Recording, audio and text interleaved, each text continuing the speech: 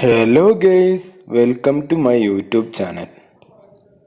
നട്ടപ്പാതിരക്കും സൂര്യനുദിക്കുന്ന സ്ഥലങ്ങളെപ്പറ്റി കേട്ടിട്ടുണ്ടോ?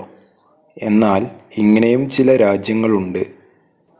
ഇങ്ങനെയുള്ള 5 രാജ്യങ്ങളെ പറ്റിയിട്ടാണ് ഇന്ന് നമ്മൾ പരിചയപ്പെടാൻ പോകുന്നത്.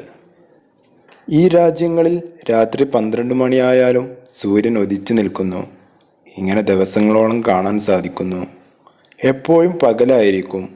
നമ്മുടെ നാട്ടിലുള്ളവർക്ക് ഇങ്ങനെയൊരു സ്ഥിതിയെക്കുറിച്ച് ചിന്തിക്കാൻ അല്പം പ്രയാസമാണ്. സന്ധ്യാസമയങ്ങളായാൽ എങ്ങും ഇരുട്ട്. ഇതാണ് നമ്മൾ കണ്ടു ശീലിച്ചത്.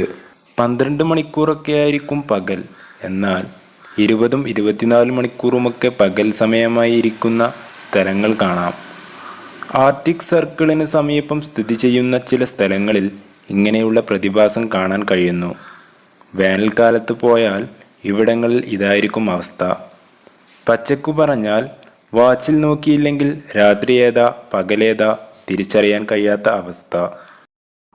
ഇനി നമുക്ക് സൂര്യൻ അസ്തമിക്കാത്ത 5 രാജ്യങ്ങളെ പരിചയപ്പെടാം. 1. നോർവേ. വടക്കു പടിഞ്ഞാറൻ യൂറോപ്യൻ രാജ്യമായ നോർവേയാണ് ഇക്കാര്യത്തിൽ പ്രശസ്തം. പാതിരാ സൂര്യൻ്റെ നാട് എന്നാണ് നോർവേ അറിയപ്പെടുന്നത്. നമ്മുടെ നാട്ടിൽ സന്ധ്യ മയങ്ങിക്കഴിഞ്ഞാൽ പിന്നെ എങ്ങും ഇരുട്ടായിരിക്കും. എന്നാൽ ഇവിടെ കാര്യങ്ങൾ അങ്ങനെയല്ല. വർഷത്തിലെ ഭൂരിഭാഗ സമയവും ഇവിടെ സൂര്യൻ അസ്തമിക്കുന്നില്ല. രാത്രിയിലും പകൽ പോലെ സൂര്യപ്രകാശം ഉണ്ടാകും. ഉയർന്ന അക്ഷാംശത്തിൽ സ്ഥിതി ചെയ്യുന്നത് കൊണ്ടാണ് ഇങ്ങനെ. മെയ് മുതൽ ജൂലൈ വരെയുള്ള വേനൽക്കാലത്ത് ആർട്ടിക് സർക്കിളിന് വടക്കു പ്രദേശങ്ങളിലെ 24 മണിക്കൂറും സൂര്യപ്രകാശം ലഭിക്കുന്നു. ബാക്കിയുള്ള പ്രദേശങ്ങളിൽ 20 മണിക്കൂർ വരെ വെളിച്ചമുണ്ടാകാറുമുണ്ട്. മുഴുവൻ സമയവും സൂര്യൻ ഉദിച്ചു നിൽക്കുന്നത് കാണണമെങ്കിൽ നോർവേയുടെ വടക്ക് ഭാഗങ്ങൾ സന്ദർശിച്ചാൽ മതി. 2. കാനഡ.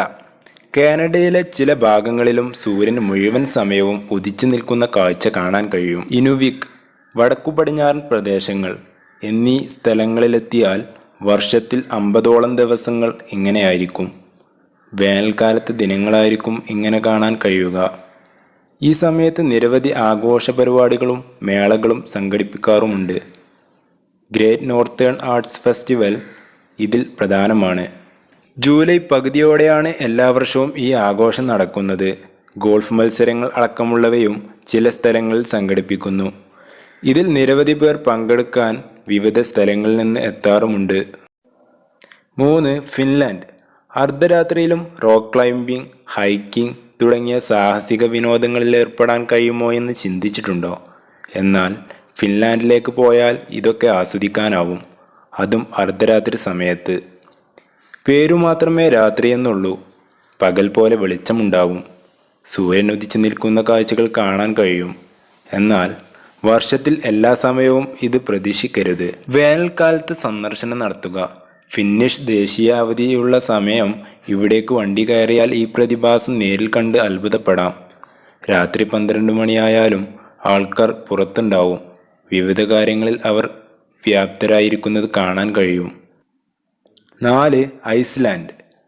വെള്ളച്ചാട്ടങ്ങളും അഗ്നിപർവ്വതങ്ങളും ഗ്ലേസിയറുകളും നീരുറവുകളും നിറയെ കാണാൻ പറ്റിയ സ്ഥലമാണ് ഐസ്ലാൻഡ്. രാത്രികാലങ്ങളിൽ സൂര്യൻ ഉദിച്ചു നിൽക്കുന്ന കാഴ്ച നിങ്ങൾക്ക് ഇവിടെ വന്നാലും കാണാൻ കഴിയും. വേനലവധിക്കാലം അടിച്ചുപൊളിക്കാനാണ് കൂടുതൽ പേരും ഐസ്ലാൻഡിലേക്ക് പോകാറുള്ളത്. കുതിര സവാരി, ഗോൾഫ് മത്സരം എന്നിവയിൽ നിങ്ങൾക്ക് സമയം ചെലവഴിക്കാം. അതും രാത്രിയിൽ. ആർട്ടിക് സർക്കിളുമായി ചേർന്ന് കിടക്കുന്ന പ്രദേശമായതിനാൽ മറ്റു സ്ഥലങ്ങളിലൊന്നും ലഭിക്കാത്ത കാഴ്ചകൾ ഇവിടെ നിങ്ങൾക്ക് ലഭിക്കുന്നു. ക്യാമ്പിംഗ്, ഡൈവിംഗ് അടക്കമുള്ള കാര്യങ്ങളും നിങ്ങൾക്ക് ഐസ്ലാൻഡിൽ കാണാൻ കഴിയും. 5. സ്വീഡൻ. സ്വീഡന്റെ തലസ്ഥാനമായ സ്റ്റോക്ക്ഹോമിൽ പാതിരാ സൂര്യനെ കാണാൻ ഭാഗ്യം ലഭിക്കും. രാത്രി 12 മണി വരെ സൂര്യൻ ഉദിച്ചു നിൽക്കുന്നു. അപ്പോൾ അസ്തമിക്കുന്ന സൂര്യൻ രാവിലെ 4:30 വീണ്ടും ഉദിക്കുന്നു. രാത്രി വളരെ കുറവായിരിക്കും. 14 ദ്വീപുകളുള്ള സ്ഥലമാണ് സ്റ്റോക്ക്ഹോം.